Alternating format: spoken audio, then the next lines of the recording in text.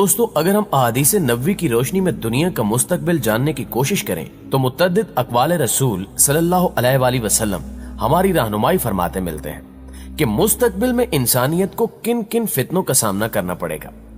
ان فتنوں کے بارے میں ہمیں واضح اشارے ملتے ہیں۔ انہی فتنوں میں سے ایک فتنہ دجال بھی ہے۔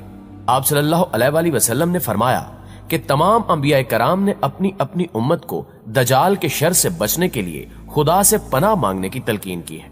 دوستو دجال اور اس کے خروج سے متعلق احادیث میں ترکی یعنی قسطنطنیہ کا ذکر بھی متعدد بار ملتا ہے۔ آج کی ویڈیو میں ہم جاننے کی کوشش کریں گے کہ دجال اور ترکی کا آپس میں کیا تعلق ہے اور آپ صلی اللہ علیہ وآلہ وسلم نے ترکی سے متعلق کیا پیشگوئی کی تھی۔ دوستو دجال کی آمد کے بارے میں جس حدیث کا حوالہ دیا جاتا ہے وہ جناب حضرت ابو ہریرہ رضی اللہ تعالی عنہ سے روایت ہے کہ آپ صلی اللہ علیہ وآلہ وسلم نے فرمایا کہ جب تک اہل روم اماک اور دابک میں پڑاؤ نہیں ڈال لیتے تب تک قیامت نہیں آئے گی۔ اماک اور دابک ملک شام میں واقع ہیں۔ جب مدینے سے ایک لشکر ان کے مقابلے کے لیے پہنچے گا تو رومی کہیں گے کہ تم ہمارے اور ان کے بیچ میں مت آؤ کیونکہ یہ اپنے دین سے پھر چکے ہیں۔ تو جواب میں مسلمان کہیں گے کہ خدا کی قسم ہم اپنے مسلمان بھائیوں کو تمہارے سامنے بے یار و مددگار نہیں چھوڑیں گے۔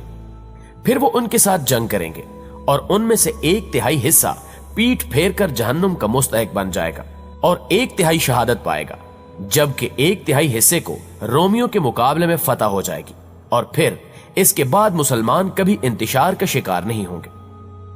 آپ صلی اللہ علیہ وآلہ وسلم نے مزید فرمایا کہ پھر مسلمان قسطنطنیہ کو فتح کریں گے۔ فتح کرنے کے بعد جب مسلمان مال غنیمت سمیٹنے میں مصروف ہوں گے تب شیطان جھوٹی آواز بلند کرے گا کہ تمہارے گھروں میں دجال داخل ہو چکا ہے۔ جب مسلمان یہ سن کر واپس اپنے گھروں کی جانب پلٹیں گے تو اس دوران دجال کا نزول حقیقت میں ہو چکا ہوگا۔ آپ صلی اللہ علیہ وآلہ وسلم نے فرمایا کہ دجال مشرق کی زمین میں ہے اور وہاں سے وہ خروج کرے گا جس کو آج خراسان کہا جاتا ہے، جو قدیم ایران کا حصہ ہوا کرتا تھا۔ آپ صلی اللہ علیہ وآلہ وسلم نے فرمایا کہ بیت المقدس کی آبادی مدینے میں خرابی کا پیش خیمہ ثابت ہوگی اور مدینے کی خرابی جنگوں کا سبب بنے گی اور جنگوں کا اختتام قسطنطنیہ کی فتح پر ہوگا۔ اس صورتحال کو دیکھتے ہوئے دجال کے خروج پر مسلمان اس کے خلاف جنگ کی تیاری کریں گے اور جب مسلمان نماز کے لیے اپنی صفیں درست کریں گے تو پھر یہی وہ وقت ہوگا جب خدائے ذوالجلال مسلمانوں کی مدد کے لیے حضرت عیسیٰ ابن مریم علیہ السلام کو آسمان سے اتارے گا۔ دجال حضرت عیسیٰ ابن مریم کو دیکھ کر پانی میں نمک کی طرح گھلنے لگے گا، یعنی شدید خوف میں مبتلا ہو جائے گا۔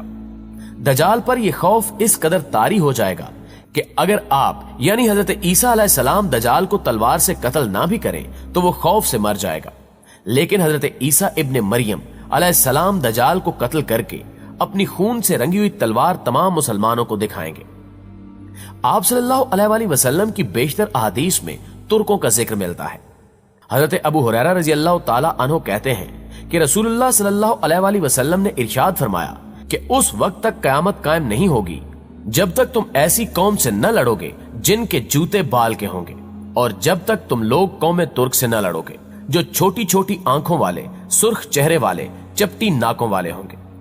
ان کے چہرے گویا ہتھوڑے سے پیٹی ہوئی ڈھالوں کی مانند چوڑے چپٹے ہوں گے اور ان کے جوتے بال کے ہوں گے۔ رسول اللہ صلی اللہ علیہ وآلہ وسلم نے ایک اور حدیث میں فرمایا کہ مدینے کو عمدہ حالت میں چھوڑ دیا جائے گا، حتیٰ کہ نوبت یہ ہو جائے گی کہ ایک کتا یا بھیڑیا مسجد میں داخل ہوگا اور کسی ستون یا ممبر پر پیشاب کرے گا۔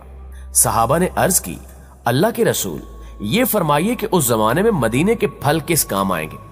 آپ صلی اللہ علیہ وآلہ وسلم نے فرمایا، پرندے اور درندے ان پھلوں کو کھائیں گے۔ ناظرین گرامی، اس حدیث میں نبی کریم صلی اللہ علیہ وآلہ وسلم نے جن واقعات کا ذکر فرمایا ہے وہ ترتیب سے رونما ہوں گے۔ پہلے بیت المقدس کی آبادی اور عمارتوں کی کثرت سے اس کی وسعت اور لوگوں کا اس شہر میں کثرت سے آباد ہونا، پھر اس کے بعد یثرب یعنی مدینہ طیبہ کا برباد ہونا، یعنی لوگوں کا مدینہ میں رہائش سے گریز کرنا، اور مدینے میں جدید تعمیرات کا سلسلہ رک جانا۔ یہ تمام چیزیں آج مدینے میں ظاہر ہو رہی ہیں۔ لوگ بتدریج وہاں کم ہو رہے ہیں اور آبادی میں اضافے کا سلسلہ رک چکا ہے۔ مدینے کے باشندوں کی ایک بڑی تعداد آہستہ آہستہ وہاں سے دوسرے شہروں میں منتقل ہو رہی ہے۔ سیدنا ابو ہریرہ رضی اللہ تعالی عنہ سے روایت ہے کہ رسول اللہ صلی اللہ علیہ وآلہ وسلم نے فرمایا، تم نے ایک شہر کے متعلق سنا ہے کہ اس کی ایک جانب خشکی ہے और एक जानिब समंदर है। सहाबा ने कहा, हाँ ए अल्लाह के रसूल सल्लल्लाहु अलैहि वसल्लम। आप सल्लल्लाहु अलैहि वसल्लम ने फरमाया, उस वक्त तक कयामत कायम नहीं होगी जब तक बनु इसाक के 70,000 लोग इसको फतह न कर लें। जब वो वहां पहुंचकर उतरेंगे तो वो किसी किस्म का असला इस्तेमाल नहीं करेंगे और न तीर अंदाजी करेंगे। वो कहेंगे ला इलाहा इल्लल्लाहु अल्लाहु अकबर, तो उस शहर की जानिब का एक इलाका फतह हो जाएगा।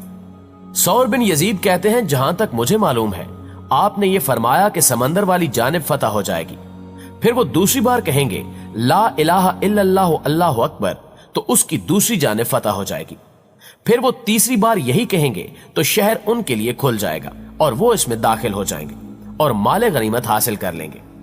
जिस वक्त वो माले गनीमत तकसीम कर रहे होंगे तो कोई पुकार कर कहेगा कि दजाल निकल आया है, तो मुसलमान हर चीज को छोड़कर अपने घरों को लौट जाएंगे। नाज़रीन ग्रामी, इन अहादीस से वाज़े होता है कि तुर्की को बगैर जंगो जदल और किसी भी किस्म के खून खराबे के बगैर कैसे फतह किया जाएगा, और ये तकबीरें कुस्तुनतुनिया में ही बुलंद की जाएंगी। इन रिवायात से ये बात भी वाज़े हो जाती है कि आखिरी जमाने में शाम और तुर्की का एक अहम किरदार है। लेकिन जो तरतीब और मुलमल अकबरी का जो नक्शा मुखबर सादिक सल्लल्लाहु अलैहि वसल्लम ने बताया है, उसके मुताबिक तो ये जगह अब इस उम्मत के पास कुछ देर की मेहमान है। कुस्तुनतुनिया के बारे में एक और जगह पर आप सल्लल्लाहु अलैहि वसल्लम ने बिशारत दी कि मेरी उम्मत का पहला लश्कर जो कैसर के शहर कुस्तुनतुनिया पर चढ़ाई करेगा उनको बख्श दिया जाएगा। अब्दुल्ला इब्ने उमर रज़ियल्लाहु ताला अन्हु ने अल्लाह के रसूल सल्लल्लाहु अलैहि वसल्लम से पूछा कि कुस्तुनतुनिया और रोम में कौन सा शहर पहले फतह होगा। आप सल्लल्लाहु अलैहि वसल्लम ने फरमाया कि हरकल का इलाका कुस्तुनतुनिया पहले फतह होगा। आप सोच रहे होंगे कि यह फतह तो सुल्तान मोहम्मद फातेह की फतह की सूरत में मुसलमानों की किस्मत में आ चुकी है, लेकिन अहादीस तो कुस्तुनतुनिया की एक बार फिर फतह की बशारत देती हैं। यहां आप सल्लल्लाहु अलैहि वसल्लम ने फरमाया कि तुर्क 2 मरतबा खुरूज करेंगे और जब वो दूसरी मरतबा खुरूज करेंगे तो अपने घोड़े दरियाए फिरात पर बांधेंगे। इसके बाद तुर्क नहीं रुकेंगे। दूसरी दफा कुस्तुनतुनिया की फतह की तरतीब रसूल अकरम सल्लल्लाहु अलैहि वसल्लम ने इंतहाई वजाहत से बताई। हजरत मुआज बिन जबल रज़ियल्लाहु ताला अन्हु कहते हैं कि रसूलुल्लाह सल्लल्लाहु अलैहि वसल्लम ने फरमाया कि बैतुल मक़दस की आबादी, मदीना की बर्बादी। मदीना की बर्बादी हुई तो जंग अजीम शुरू हो जाएगी। ये मार्का शुरू हुआ तो फिर कुस्तुनतुनिया फतह हो जाएगा, और जब कुस्तुनतुनिया फतह होगा तो दजाल का खरूज होगा। फिर आप सल्लल्लाहु अलैहि वसल्लम ने अपना हाथ हजरत मुआज रज़ियल्लाहु ताला अन्हु की रान पर मारा और फरमाया, ये ऐसे ही यकीनी है जैसे तुम्हारा यहां होना या बैठना यकीनी है। बेशक हजूर अकरम सल्लल्लाहु अलैहि वसल्लम की जुबान से निकला एक एक लफ्ज सच होता नजर आ रहा है।